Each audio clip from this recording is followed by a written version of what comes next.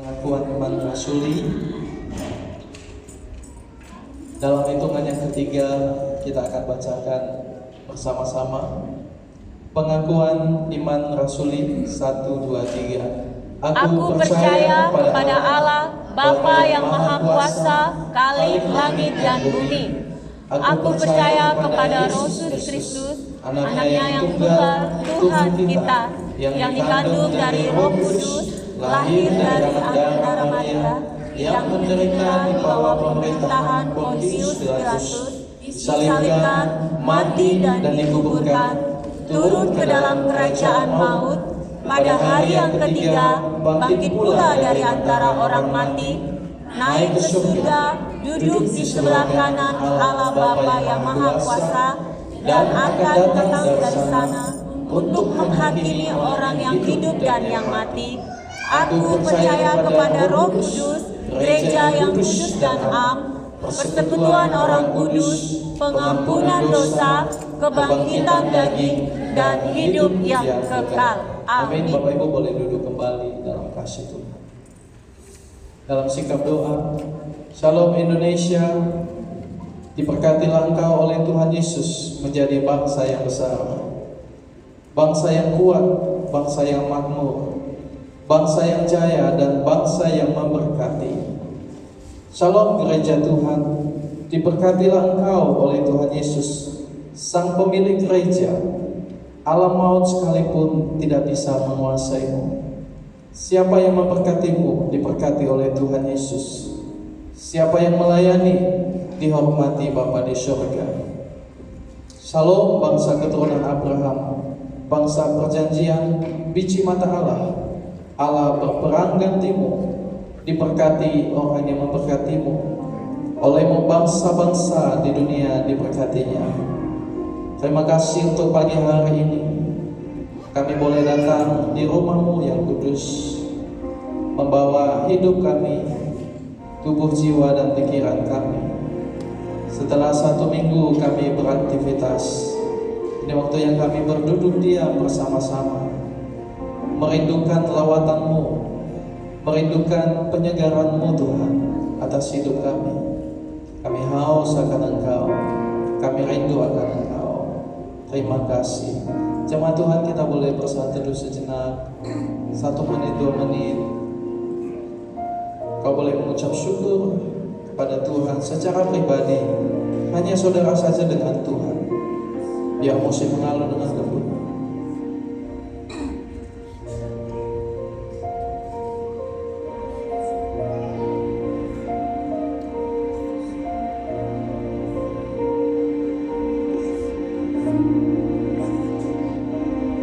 Mari undang Tuhan secara pribadi hadir dalam hidup kita pagi hari ini, sehingga lewat ibadah ini hidup kita dipulihkan, disegarkan, dihibur, diberi pengharapan yang baru, dikuatkan iman kita. Terima kasih. Kau boleh undang dia secara pribadi, hanya Engkau saja dengan Tuhan. Terima kasih. Terima kasih. Kami mengundang Roh Kudus-Mu.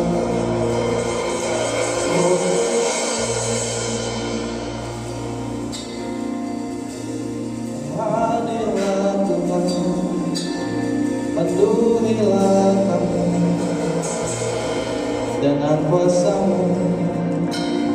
Kami rindu hadirat-Mu, kami rindu jamahan-Mu, kami rindu Engkau pulihkan kami. Kami mau menggantungkan hidup kami sepenuhnya hanya pada-Mu. Mari undang Tuhan secara pribadi.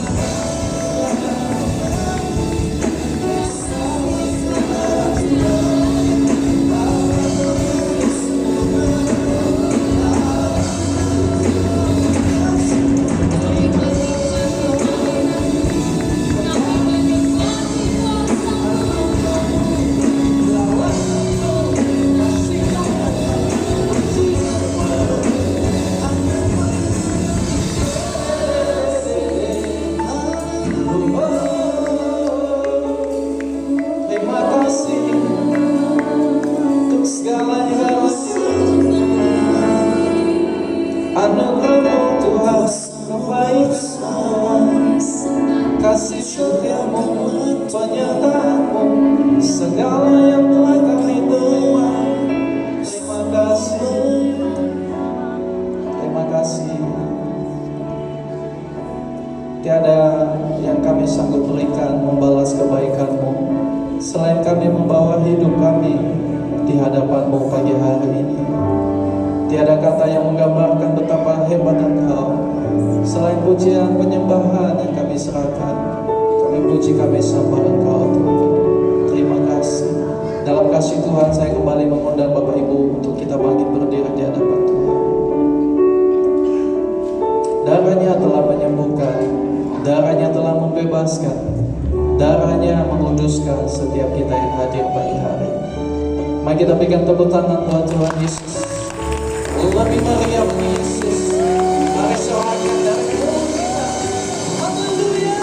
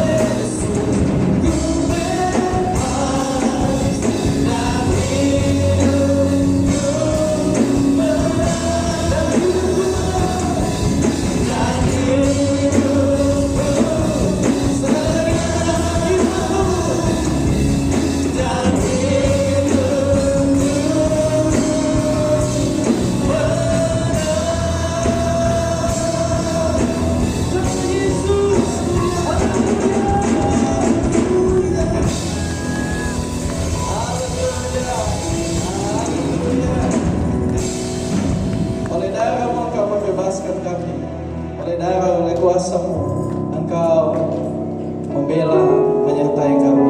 Hingga hari ini kami ada di tempat ini. Terima kasih Tuhan, Kau dahsyat, Kau luar biasa. Mari kita diberkati Tuhan, sama-sama katakan amin. Sekali lagi berikan kemuliaan bagi kita Tuhan kita Yesus Kristus. Tiada satu jalan pun selain jalannya. Yesus jalan kebenaran kita, amin. Yesus jalan kebenaran. Tepuk tangan untuk Tuhan.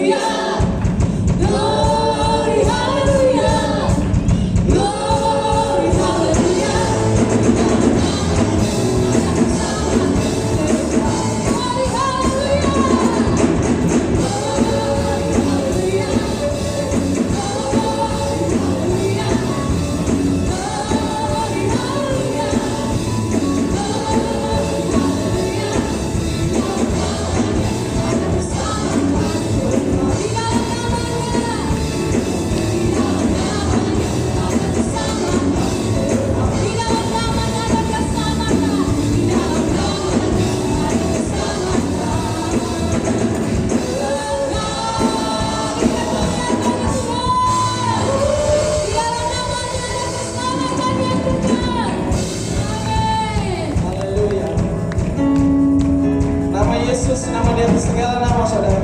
Dan kita akan terus bergelombang di tempat ini. Haleluya. Nyanyi glory, glory, glory bagi Sang Raja. Oh nyanyi glory, glory, glory bagi Sang Raja. Nyanyi glory, glory, glory bagi Sang Raja. Mari nyanyi glory.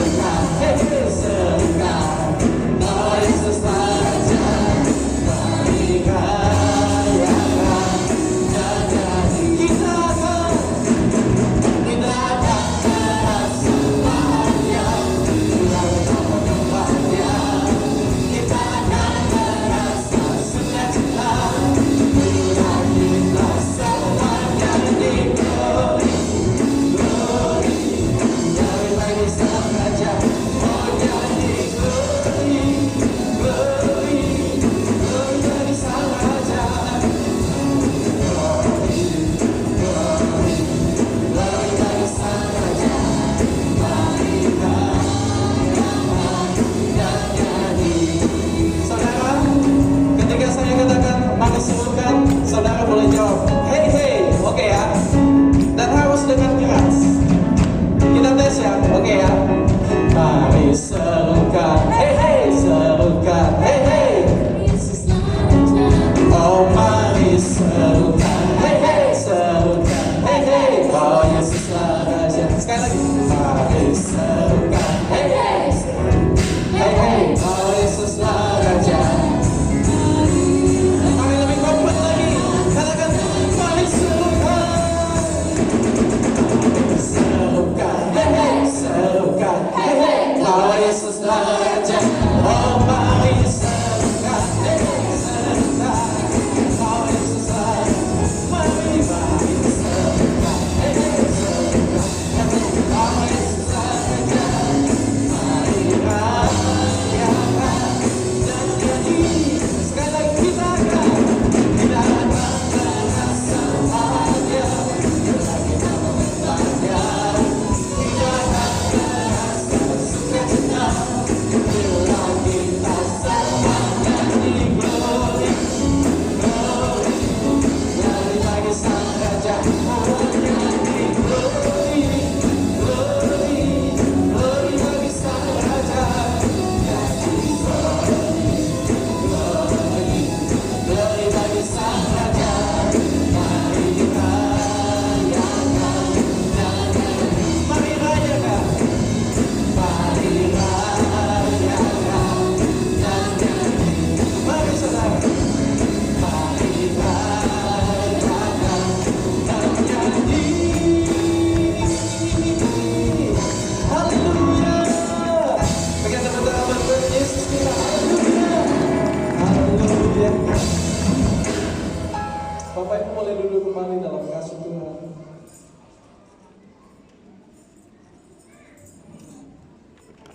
Tiba saatnya kita akan mendengarkan kebenaran firman Tuhan. Dalam hadirat Tuhan, mari kita mempersiapkan hati kita. Mari kita mempersiapkan pikiran kita. Terima kasih Tuhan Yesus. Kami sungguh percaya hanya oleh karena kuasa salib-Mu Tuhan, kami dipulihkan, kami dimenangkan, dan kami dibebaskan. Biarlah setiap hidup kami Tuhan terus merasakan di mana kuasa salib-Mu yang begitu sempurna, kuasa salib-Mu yang begitu indah Tuhan, yang sanggup memulihkan setiap keadaan kami, yang sanggup memulihkan setiap kondisi kami Tuhan.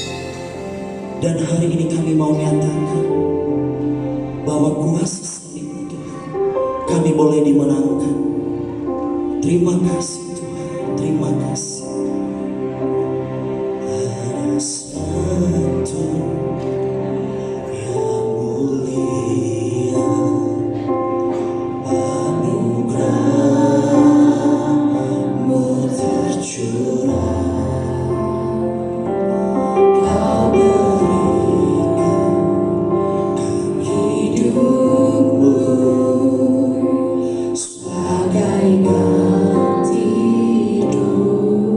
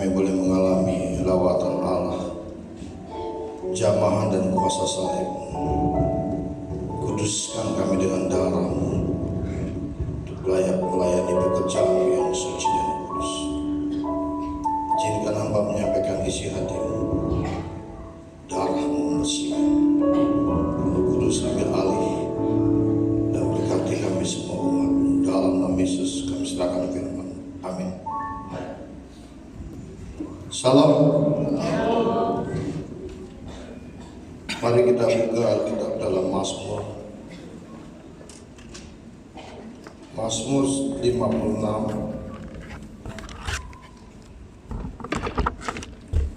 ayat 4 sampai ayat 5. Sudah dapat kita sama baca Mazmur 56 ayat 4 dan 5. 1, 2, 3. Waktu aku takut, aku ini percaya kepadamu. Pada Allah yang firman-Nya puji, pada Allah aku percaya, aku tidak takut. Apakah yang dapat dilakukan manusia terhadap aku? Amin. Di bulan November ini, firman Tuhan yang akan saya sampaikan bertemakan mengatasi stres. Sama-sama bilang mengatasi stres. Mengatasi stres. Iya.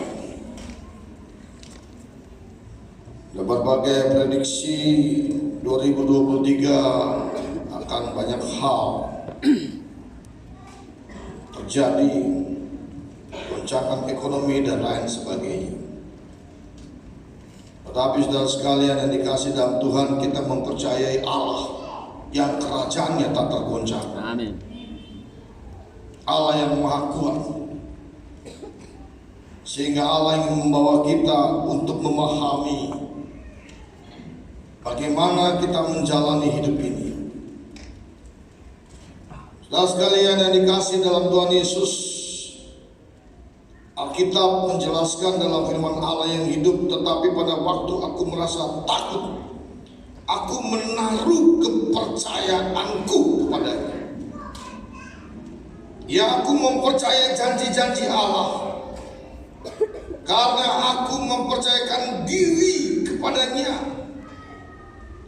Apa yang dapat dilakukan manusia terhadap aku? Saudara sekalian yang dikasih dalam Tuhan, Daud menulis Mazmur 56 ini saat dia dikejar-kejar oleh Saul untuk dibunuh. Ketakutan yang dialami Daud adalah hal yang wajar, dan ini bukan gejala sakit kejiwaan. Pengertian stres adalah gangguan mental yang dihadapi seseorang akibat adanya tekanan. Saat saudara normal hidup, sudah bisa smile, senyum, kondisi hidup normal saja. Tapi ketika tekanan datang, himpitan datang, masalah datang, bahkan melampaui akal pikiran saudara, dan sepertinya saudara tidak mampu menghadapi, saudara akan mengalami apa yang disebut stres itu. Gangguan mental akan terjadi dalam diri seseorang yang tak mampu menghadapi masalah. Tekanan ini muncul dari kegagalan individu dalam memenuhi kebutuhan dan keinginan. Saat saudara sudah targetkan sekian, saudara sudah pikirkan aman ekonomi saudara, tiba-tiba ada pengeluaran yang di luar dugaan. Ini bisa membuat saudara stres. Keinginan yang tak tercapai, kebutuhan yang tak terpenuhi dapat menimbulkan stres. Tekanan ini bisa berasal dari dalam ataupun dari luar. Dari setiap hari kita diperhadapkan dalam satu situasi. Apakah sepanjang hari ini kita stres atau tidak? Itu pilihan saudara dan saya. Tidak bisa kita menolaknya, karena kita akan hadapi itu dalam sisi kehidupan kita, saudara sekalian. Orang yang stres berat cenderung emosionalnya tinggi dan tak dapat mengontrol diri sendiri. Kita melihat Daud di dalam Mazmur 56 ini. Kalau kita kembali pada ayat yang ketiga, dikatakan seterus-terusku menginjak aku sepanjang hari. Hal-hal yang membuat Daud mengalami stres, di mana musuhnya sangat banyak. Banyak orang yang memerangi aku dan berpikir dapat mengalahkan aku dengan jumlah yang besar. Saudara buka pelayanan, saudara buka usaha, saudara buka toko, tiba-tiba yang sini lebih besar, yang sini lebih besar, dan akhirnya saudara tercekam. Itu bisa membuat stres. Persaingan yang begitu banyak, sehingga saudara sekalian yang dikasih dalam Tuhan, Daud diperhadapkan dengan begitu banyak musuh yang ingin menginjak-injak dirinya sepanjang hari. Bukan setahun sekali, tapi sepanjang hari impian para musuh bagaimana si Daud diinjak, dihancurkan, diremukkan. Makanya ada istilah SMS, senang melihat orang susah, susah melihat orang senang. Sehingga dunia ingin kita seperti itu. Senang mereka melihat saudara hancur, senang mereka melihat toko saudara tutup, senang mereka saudara melihat melarang, senang saudara melihat menderita. Saudara sekalian yang dikasih dalam Tuhan Yesus Kristus, ini hal yang dihadapi Daud. Kemudian yang berikutnya, ayat yang kedua, dikatakan seterus-terusku banyak, dikatakan kasihanilah aku ya Allah, sebab orang-orang menginjak-injak aku sepanjang hari, memerangi dan menghimpit aku. Kalau dalam King James Version, orang-orang ingin menelan Daud.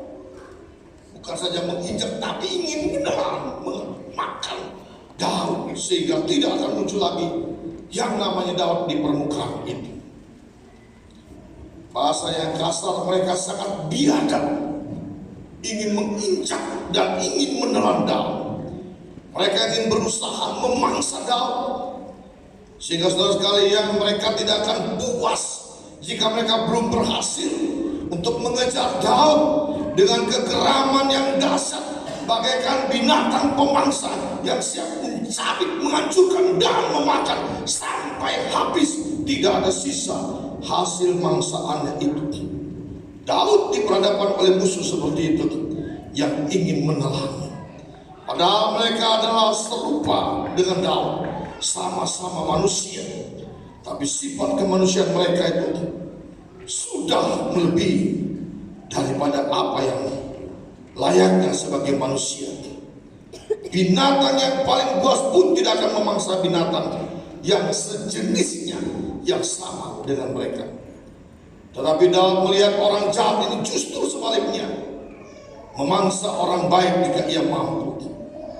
Saudara sekalian yang dikasih dalam Tuhan Yesus Kristus, kita melihat seperti Herodes dan Pilatus mufakat menghancurkan Yesus. Padahal tadinya dua orang ini musuh besar, tapi ketika melihat Yesus, mereka bersatu untuk menghancurkan Yesus. Farisi dan Saduki musuh besar, tapi ketika melihat Yesus, mereka bersatu, salibkan dia. Ada satu keunikan kejahatan terjadi untuk menghancurkan kebenaran yang bermusuhan ini bersatu agar kebenaran itu dihancurkan. Inilah dunia saudara sekalian yang dikasih dalam Tuhan. Kemudian mereka adalah orang yang kuat menurut pandangan Daud. Banyak orang yang memerangi aku dengan sombong. Musuh yang dihadapi Daud, musuh yang sangat kuat, benar-benar terlalu sulit baginya jika Allah tidak membantunya. Kita dihadapkan untuk melihat segala sisi kehidupan bisnis, rumah tangga, anak-anak, masalah, penyakit. Dan ketika kita melihat apa yang kita hadapi ini tidak kuat, terlalu kuat serangan itu, bila saudara tidak punya andalan, saudara akan mengalami stres berat. Kenapa saudara perlu ibadah? Iman timbul dari pendengaran firman Allah. Iman inilah yang memampukan kita menjalani sepanjang minggu ini, karena kita sudah dicas hidup kita dengan firman Allah, sehingga masalah seberat apapun dapat kita tanggulangi karena iman timbul dari pendengaran firman Allah. Beri kemuliaan bagi Dia. Daud katakan, aku hampir dikalahkan, aku hampir ditundukkan, aku hampir mati. Ayat yang ke-7 dikatakan firman Allah, mereka mau menyerbu, mereka mau mengintip, mengamat-amati langkahku, seperti orang yang ingin mencabut nyawaku. Saudara sekalian yang dikasih dalam Tuhan Yesus Kristus, hukum alam ini siapa kuat dia menang. Hukum alam ini. Itu sebabnya dimanapun kita berada, Ibrani 12 ayat 1, kita ini disaksikan oleh saksi bagikan awan yang melihat saudara. Bila saudara sukses, ada yang senang, ada yang memuji, tapi ada yang kirim ilmu hitam, ada yang kirim saudara sekalian kuasa kegelapan, ada yang kirim namanya saudara sekalian jimat. Ada orang-orang kuat atau orang daerah yang tidak suka saudara sukses. Bisa saja orang itu kakak kita, bisa saja adik kita, om kita, bahkan tetangga dekat kita, karena mereka tidak mampu melihat kesuksesan kita. Sehingga kita harus ada perisai dalam hidup kita, yaitu Allah membentengi hidup kita. Amin.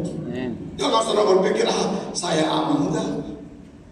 Selangkah di depan maut, ada banyak hal yang bisa menghantam hidup kita.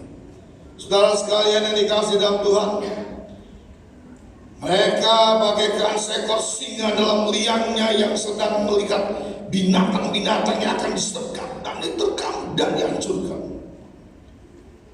Saudara sekalian yang dikasih dalam Tuhan, teman saya dikejutkan dengan bisnis job di mana pesaingnya lebih hebat dari dia, sehingga akhirnya menjadi beban pikiran. Pesaing yang datang ini sepertinya memiliki kekuatan yang luar biasa. Hidup ini seperti itu saudara sekalian yang dikasih Tuhan, dengan tujuan agar kita tidak berdaya berdiri, agar kita tidak tersenyum, agar kita mati langkah, agar kita meratap dalam menghadapi hidup ini saudara sekalian. Kemudian yang berikutnya adalah banyak mereka sangat dengki dan jahat.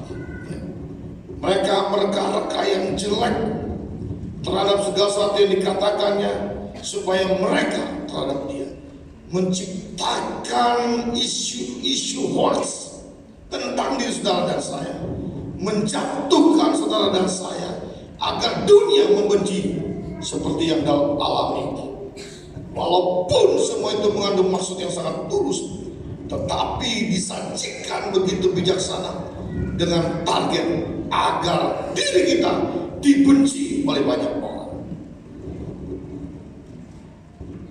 Bapak Ibu yang dikasih dalam Tuhan Yesus Kristus, ini hal yang setiap hari memerangi Daud, ingin menginjak, menelan, ingin mengacaukan rencana Daud. Ini ada badai.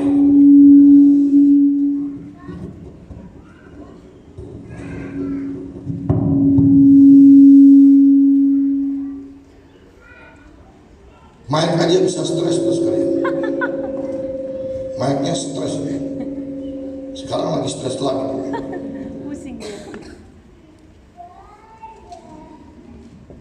Kebencian mereka tidak mengenal gencatan senjata atau penghentian tindakan permusuhan sedikit pun.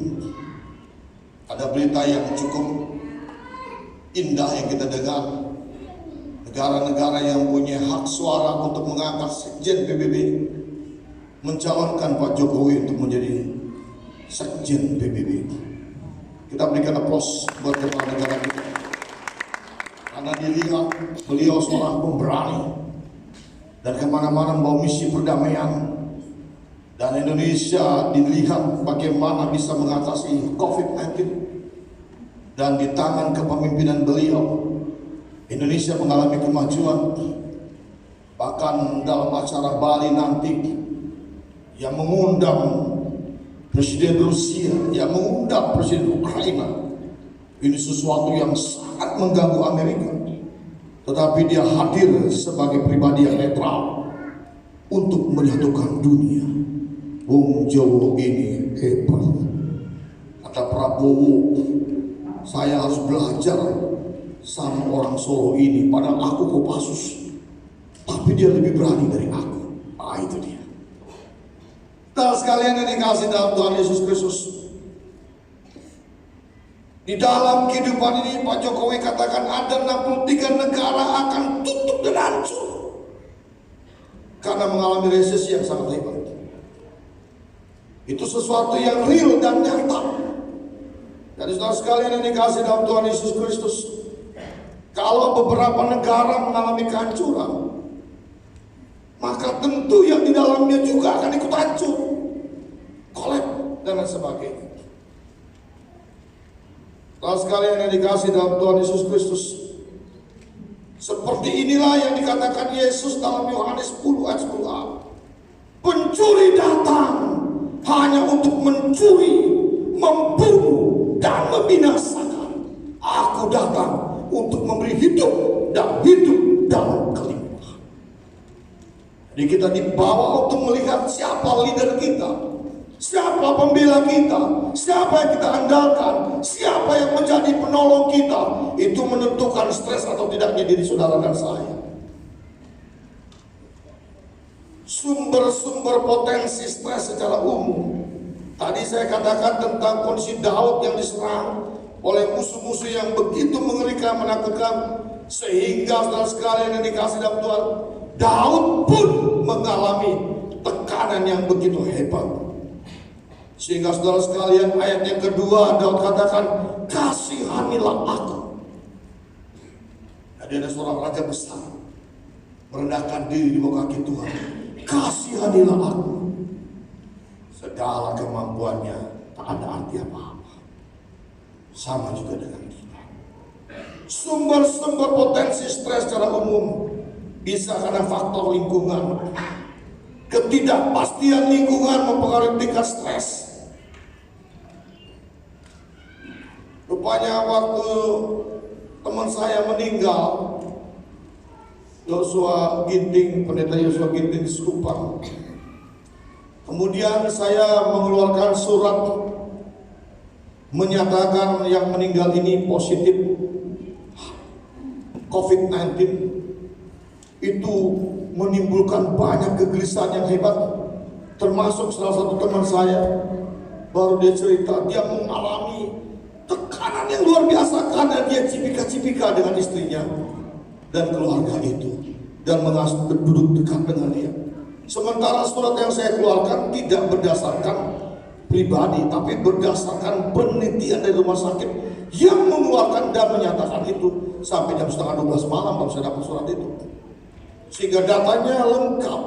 Saya tidak mungkin mengeluarkan itu karena menjadi sebuah permasalahan pada saat itu, kumpulan banyak orang itu, sehingga banyak sekali. Dan teman saya tiba-tiba mengalami asam lambung yang sangat tinggi, dan dia stres karena dia takut istrinya meninggal, sebab istrinya teman dekat dengan istri almarhum yang selama mayat masih di rumah, ia mendampingi, ia memberikan penghiburan, ia selalu dekat, dan itu membuat dia stres.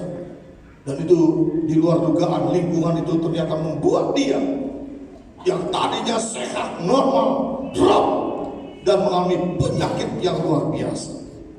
Nah, saudara sekalian yang dikasih dalam Tuhan, bisa juga siklus bisnis menciptakan ketidakpastian ekonomi. Saudara yang tadinya permanen, PT-nya tidak permanen, keluar. Saudara yang tadinya aman kerja, tiba-tiba yayasan melakukan pemecatan karena kondisi keuangan yang tidak stabil. Dan ini membuat berita buruk dan menggoncang ketenangan jiwa yang tadinya sudah aman di perusahaan itu, yang tadinya sudah aman di tempat pekerjaan itu, yang tadinya sudah aman di bisnisnya. Tiba-tiba ada pesaing raksasa yang mendampingi dia, sehingga orang pindah pelanggannya dan membuat dia melongo dan hanya melihat orang lain sukses. Faktor kedua adalah organisasi. Saudara sekalian yang dikasih dalam Tuhan, salah satu yang menyebabkan stres bagaimana kita berada di organisasi untuk menghindarkan kesalahan dan menyelesaikan tugas dengan tepat dan benar, karena akan menimbulkan koreksi dan menimbulkan permasalahan yang hebat. Saudara sekalian, beban kerja yang berkelebihan itu pun bisa menimbulkan stres. Bulan Februari tugas saya sebagai ketua BPD selesai, tetapi persiapan penyelesaiannya itu cukup banyak yang harus saya rangkum, yang harus saya susun laporan kerja pertanggungjawaban, dan segala aktivitas selama 5 tahun harus saya paparkan sana. Sehingga saudara sekalian, dalam rapat-rapat yang kami kerjakan selalu melihat sisi nanti kalau ditanya ini, nanti kalau ditanya ini, nanti kalau diminta pertanggungjawaban ini, bagaimana cara menjawabnya, bagaimana menyikapinya, bagaimana kita melakukan approach pendekatan dengan orang-orang yang coba-coba ingin menilai bahwa apa yang dikerjakan dinyatakan kurang bijak atau ada kesalahan-kesalahan. Ini berat saudara sekalian yang dikasih dalam Tuhan. Sama seperti dalam penyampaian sudah diketuk palu yang dilantik menjadi pejabat gereja jumlahnya sekian. Ternyata memasuki diklat penambahan. Ini di luar ketuk palu. Bagaimana kita menyikapinya supaya ini bisa masuk dan bisa bersama-sama sehingga nanti semuanya lolos di dalam pentabisan kepejabatan. Saudara sekalian yang dikasih dalam Tuhan, kadang kalau tidak ada dukungan dari teman-teman sedekat dalam organisasi, itu bisa menimbulkan stres. Sehingga hubungan pribadi yang buruk antar pengurus akan memberikan tidak nyaman dalam diri saudara. Penyesuaian, pengadaptasian diri dengan karakter-karakter organisasi yang kita hadapi itu seringkali menimbulkan stres berat, karena ide kita, gagasan kita, pandangan kita seringkali terabaikan, bahkan koreksi seringkali terarah kepada kita. Kalau kita tidak mampu menempatkan diri dengan bijak di situasi organisasi, saudara akan stres berat dan saudara akan benci dengan organisasi itu. Saya ingin sampaikan kepada saudara, dalam teori kepemimpinan ada beberapa model kepemimpinan: otoriter,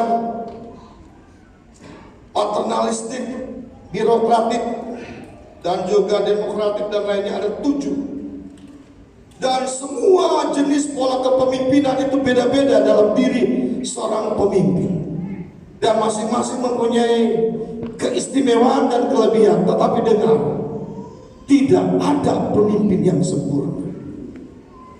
Jadi kalau tidak ada pemimpin yang sempurna, maka tidak ada pengurus yang sempurna. Yang sempurna cuma Yesus Kristus. Beri kemuliaan bagi Dia. Ada istilah manusia tidak bisa dipimpin, karena semua memiliki konsep king. Aku lebih benar, aku lebih tahu, aku lebih bisa. Makanya manusia membutuhkan networking, kerjasama. Butuh kerjasama. Dan saudara, sehebat apapun, sepintar apapun, tidak akan sukses kalau kau berjalan sendiri. Karena IQ tidak lagi berlaku sekarang. Dulu orang pintar sukses, sekarang enggak.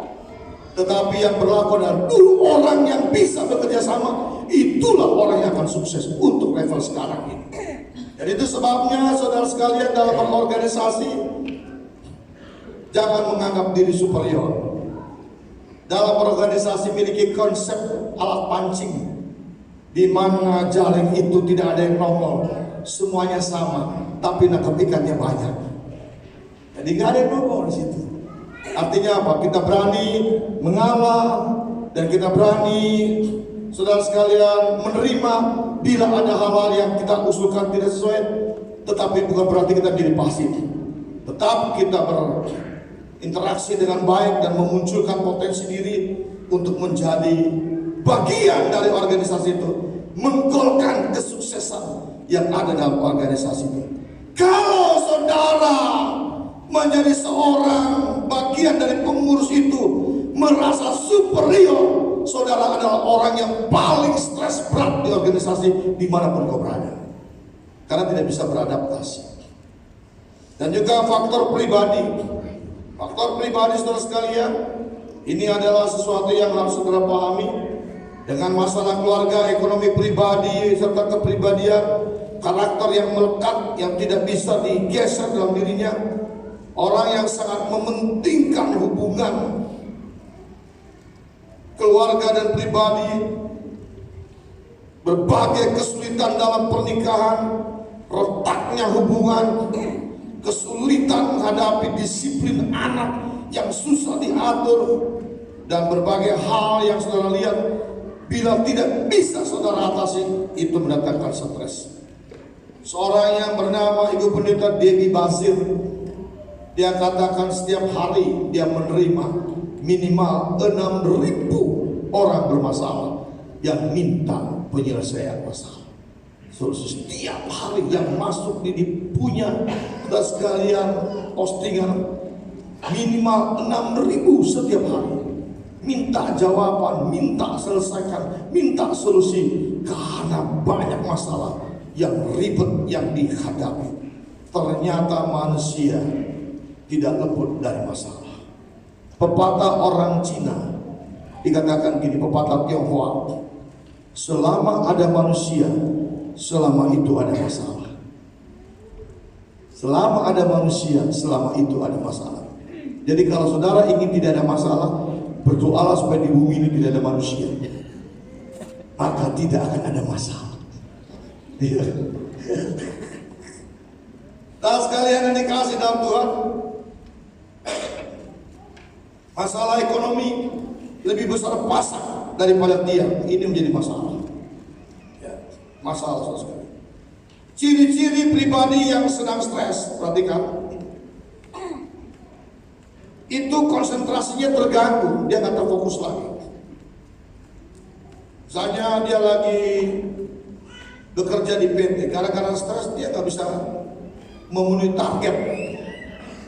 Dia akan tidak serius dalam bekerja, tegang orangnya, penuh kecemasan, orang yang jengkel, mudah jenuh. Dan yang paling parah, suka menunda-nunda tugas atau pekerjaan. Itu ciri orang stres. Sekali lagi, ciri orang stres, suka menunda-nunda pekerjaan. Kalau dalam perkuliahan, suka menunda-nunda tugas dosen. Nah itu dia. Suka menunda-nunda bayaran. Nah itu dia. Nah itu dia. Ya. Bahkan dalam pandangan umum, merokok juga berkaitan dengan gejala stres. Waktu saya lihat ternyata masuk dia. Ada banyak beban akhirnya. Apalagi dari mulut pindah ke hidung, keluar di kuping. Wah, hebat sekali.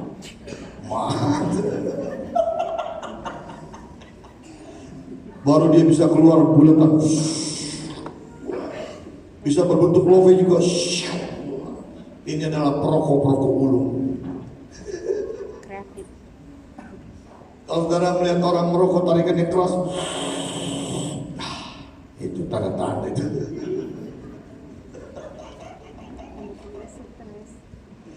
Mengkonsumsi alkohol, bicaranya mulai gagap-gagap oleh Pak.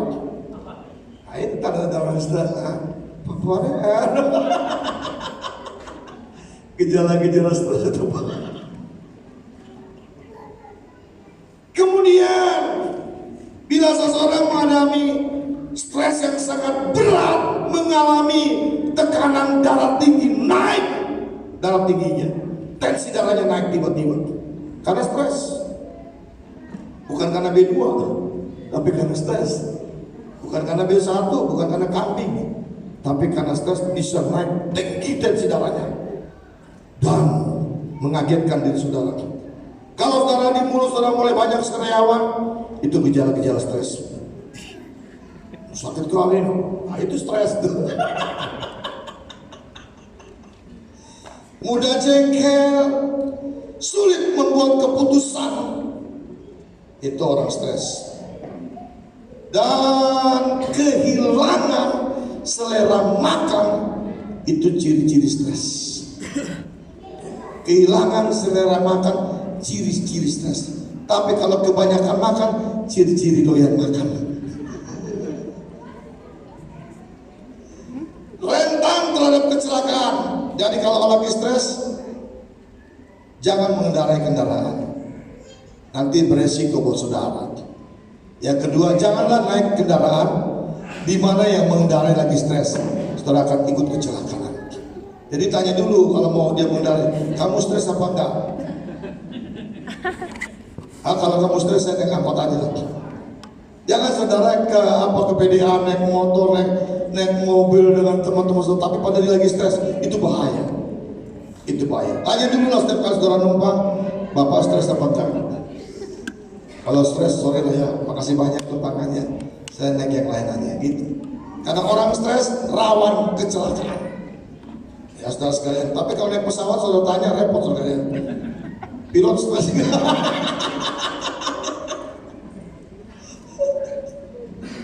Stres juga saudara sekalian meningkatkan detak jantung yang tadinya normal tiba-tiba jadi kencang. Gitu dia. Stres juga bisa saudara menimbulkan sakit kepala yang sakit yang tidak pernah saudara pikirkan. Ini kenapa sakit kepala saya? Itu karena stres. Bukan migran biasa. Kok sakit sekali ya kepalaku ini ya? Stres. Jadi stres itu banyak menimbulkan sakit penyakit dalam diri saudara dan memicu serangan jantung. Kalau kita membiarkan itu membahayakan diri kita. Ya. Teman saya baru meninggal minggu lalu di Jakarta. Serangan jantung pertama, kalau salah jam 10. Serangan jantung kedua jam 11 langsung tewas.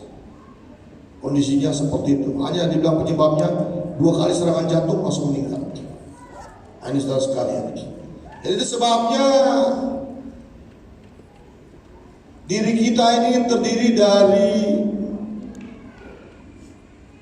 sosial, kemudian jasmani, jiwa, dan roh. Jadi jangan jadi manusia itu segala sesuatu dirohkan gitu. Jadi semuanya rohani. Saudara tinggal di dunia, udah semua serba harus ketawa pun jadi menderita sudah gitu. Udah nggak bisa bercanda, udah pokoknya jalan bahaya saudara.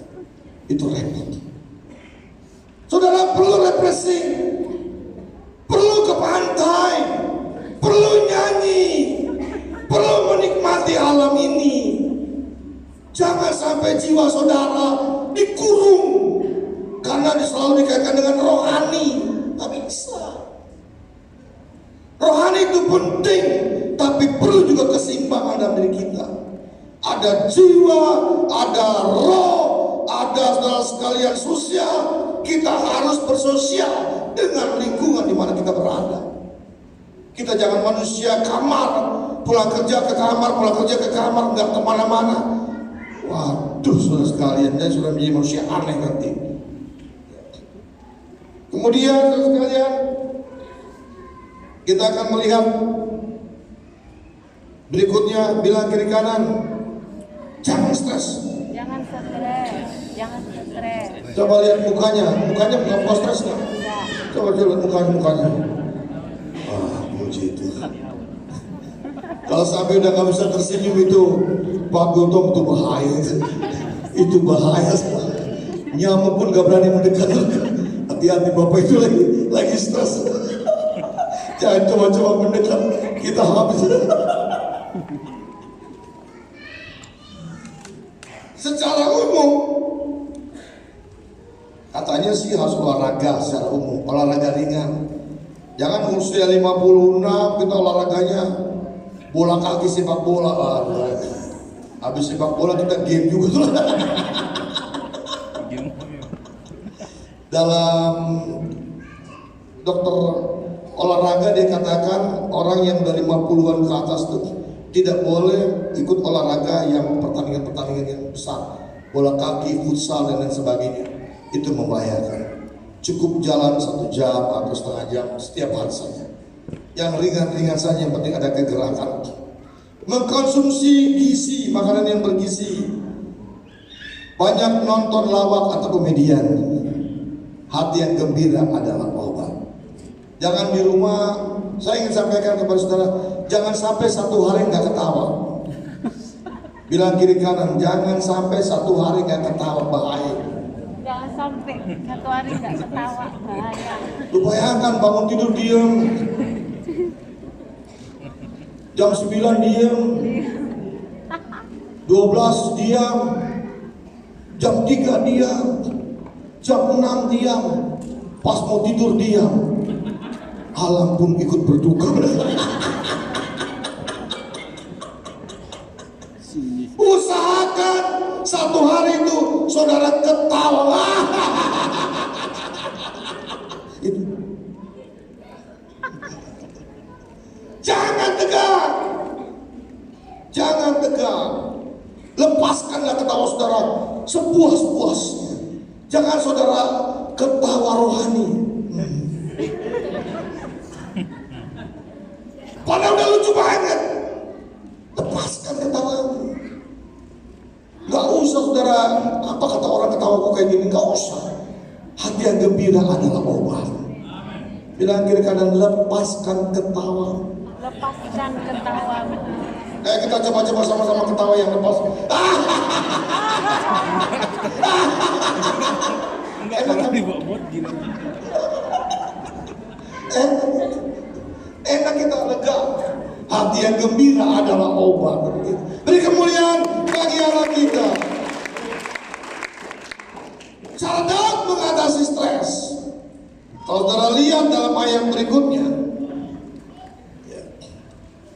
dikatakan ayat 5, kepada Allah yang firman-Nya kupuji.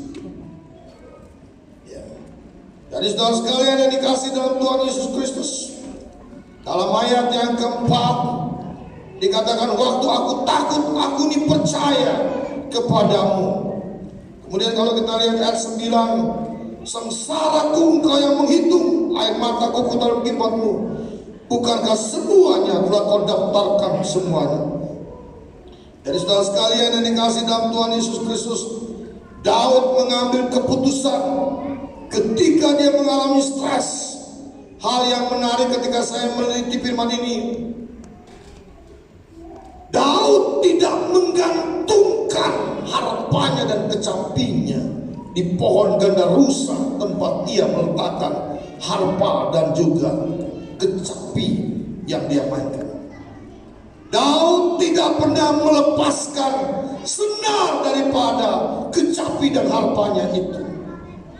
Sebaliknya ketika dalam bahaya dan ketakutan yang terbesar yang Daud alami, Daud mengambil alat musik, Daud memuji Tuhan, Daud meninggikan Tuhan, Daud bersorak bagi Tuhan. Waktu kita nyanyi tadi, nyanyi glory, glory, itu jiwa kita mengalami kebebasan. Yesus jalan kebenaran, itu memberikan kebebasan bagi kita. Jadi saudara sekalian, cara yang Daud lakukan untuk menyelesaikan, untuk mengatasi stres yang pertama adalah ambil musik, memuji Allah, tinggikan Dia, besarkan nama Dia, elu-elukan Tuhan. Dia akan memberikan kekuatan baru bagi saudara dan saya. Nyanyi. Kalau saudara nggak bisa main musik, putar lagu rohani, ikuti nyanyiannya.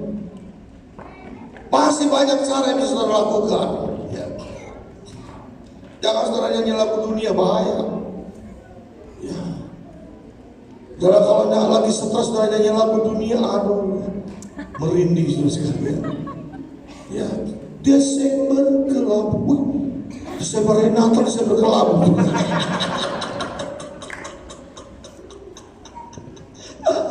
Aduh saudara sekalian, jangan saudara nyanyi lagu-lagu dunia membuat saudara lebih merana dan sengsara. Jangan. Kemudian Daud memohon belas kasihan dalam ayat yang kedua. Dikatakan saudara sekalian, Daud berkata kepada Tuhan, kasihanilah aku ya Allah. Harus kita mengakui kita butuh Tuhan. Amin. Kita harus menyadari bahwa ada banyak yang tidak mampu kita selesaikan. Ada banyak masalah yang begitu numpuk di otak kita. Jangan kau paksa otak saudara menyelesaikan itu yang tidak mampu kita kerjakan. Biar Allah yang kerjakan, bukan saudara kerjakan. Amin. Daud berkata, kasihanilah aku.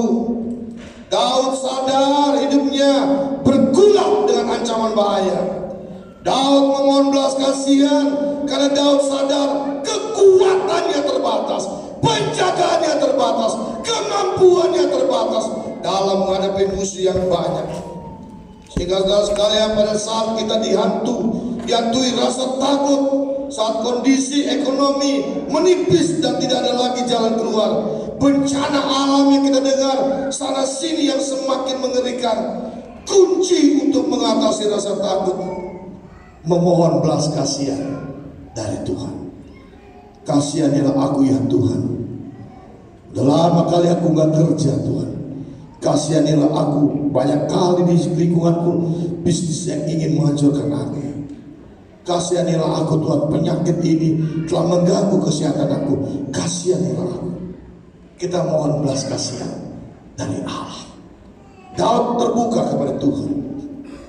Saya waktu mengikuti kesaksian Nafa Urba, saya sangat tersentuh bahwa Nafa Urba itu terima Yesus bukan karena Jack atau suaminya yang Kristen. Dia terima Yesus karena dia dijamu oleh Tuhan mengalami kesembuhan secara pribadi.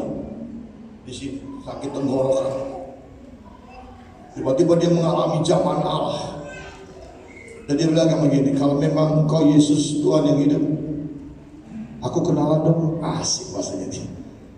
Boleh kan, namaku Nafa Uba, umurku sekian, tinggal ya sama aku ya. Apa maksudnya? Kita sama Tuhan itu ngomong apa adanya. Gak usah pakai bahasa-bahasa putus. Ya Tuhan Allah. Gak usah saudara pakai bahasa-bahasa yang membuat Allah juga membelala. Biasa-biasa saja ngomongnya. Gak kuat Tuhan, sampai kalian ke Tuhan gitu. Jadi saya mengikuti wawancara dia, bagaimana dia ngomong sama Tuhan, begitu rileks, seperti friend, tetapi dia tetap God yang dibutuhkan, tetap Allah yang dibutuhkan. Jadi saudara sekalian, Allah itu pribadi yang simple, praktis, dan sangat senang beradaptasi dengan saudara. Sampai dia turun ke bumi, dan Rasul Yohanes pun sempat meletakkan kepalanya di dada Yesus. Ada harga diri Tuhan, berani kali kau meletakkan kepalamu dan engkau. Jadi kalau ngomong sama Tuhan apa adanya. Tuhan, dompet lagi menipis nih Tuhan, tolonglah. Gimana caranya dan isilah Tuhan, berikanlah dana segar bagi aku. Gitu. Tuhan, ada orang-orang sentimen sama aku, hajar itu. Dan sekalian yang dikasih dalam Tuhan, saya mengikuti, saudara lihat di YouTube bagaimana kesaksian Nafa Urba, keren sekali, keren sekali. Waktu dia harus berpisah dengan Jack, dia tahu itu bukan sesuatu yang gampang, tetapi situasinya memang harus seperti itu. Nah, saudara sekalian yang dikasih dalam Tuhan, Daud yang berikutnya mempercayakan dirinya kepada Allah. Sama-sama katakan, mempercayakan diri kepada Allah. Mempercayakan diri kepada Allah. Waktu aku takut, aku ini percaya kepadamu, menaruh kepercayaan kepadamu, mengandalkan Engkau, meletakkan pengharapan kepadamu. Ya, bahaya mengancam semua andalannya gagal. Dan sesuatu yang sangat ngeri, takut dalam hidupnya. Daud melihat ada Allah yang bisa menolongnya. Dan ketika dia meletakkan kepercayaannya kepada Allah, redalah segala ketakutannya. Saat dia mempercayakan dirinya pada Allah, redalah ketakutan itu dari dirinya. Sebab apa? Allah yang ambil alih. Saya kemarin nonton di channel Renat Bonke yang sudah meninggal, dia pelayanan di KKR. Ada kesaksian dari seorang bapak 17 tahun tidak bisa tidur malam karena banyak beban. Kadang-kadang kita juga susah tidur malam bukan karena nyamuk, dipaksa tidur tetap mata melotot. Mau bantal empuk ya, tempat tidur empuk, tapi susah tidur. Iya, susah banget tidur. Orang ini 17 tahun dia tidak bisa tidur. Akhirnya dia menerima lawatan Allah ketika Renat Bonke mendoakan dia. Dia mengalami zaman Allah dan dia merasa ada yang terlepas dari kepalanya, ada yang diambil. Sejak saat itu, setelah KKR di Afrika, dia bisa tidur. Luar biasa. Jadi saudara sekalian yang dikasih dalam Tuhan, pada saat saudara tidak bisa tidur, ngomong sama Tuhan, Tuhan, hanya Engkau yang tidak tidur. Aku butuh tidur. Kita katakan dalam Mazmur 121 ayat 4, penjaga Israel tidak terlelap, tidak tertidur, tidak ngantuk, dan tidak pernah capek. Hanya Tuhan. Hanya Tuhan yang tidak tidur. Jadi kalau saudara nggak bisa tidur malam, jangan merasa kuat. Aku udah 3 malam gak tidur, gak nyangka bisa kuat kayak begini. Sebentar lagi omnem. Kita harus tidur. Malam itu harus tidur. Kalau banyak pikiran, serahkan sama Tuhan. Tuhan, angkat pikiranku, aku mau modal. Itu enak.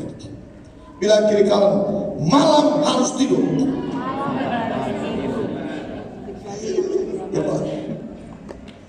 Jangan saudara tidak tidur, kasihan. Kemudian saudara sekalian yang dikasih dalam Tuhan, kita melihat betapa pentingnya kita memiliki kebulatan, ketekatan untuk percaya kepada Tuhan, untuk menyerahkan diri kepada Tuhan dalam kekuatannya, dan oleh pertolongannya kita bermegah dalam firman-Nya dan bermegah dari Dia dalam pemeliharaannya.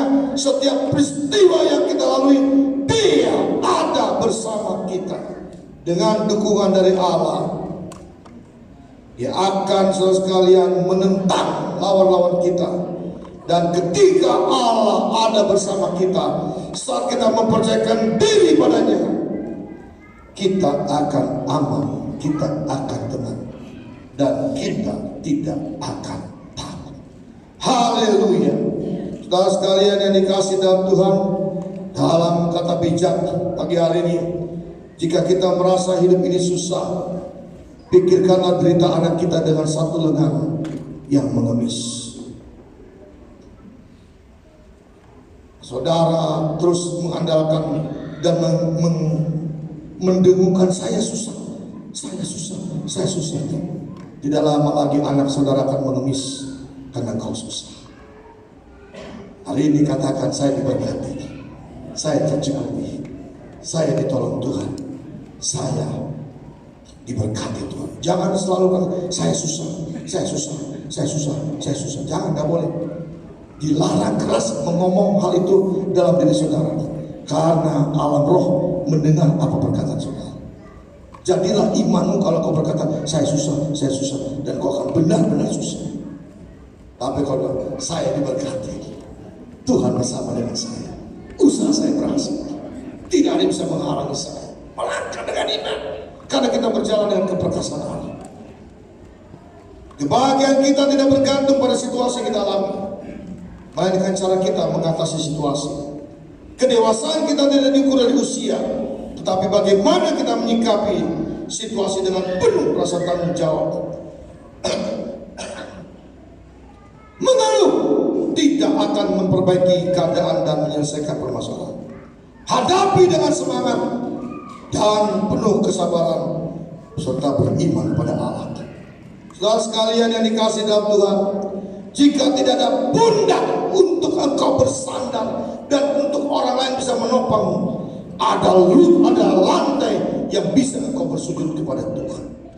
Jika kiri kanan tidak ada pundak yang diberikan kepada saudara untuk menolong saudara, ada lantai untuk berlutut di hadapan Tuhan, minta pertolongan.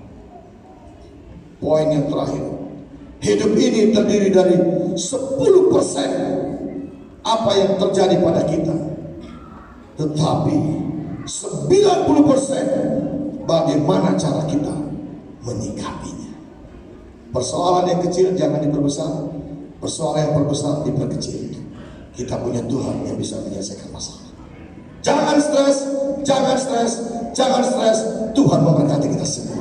Beri kemuliaan bagi kita. Mari kita masuk dalam perjamuan kudus.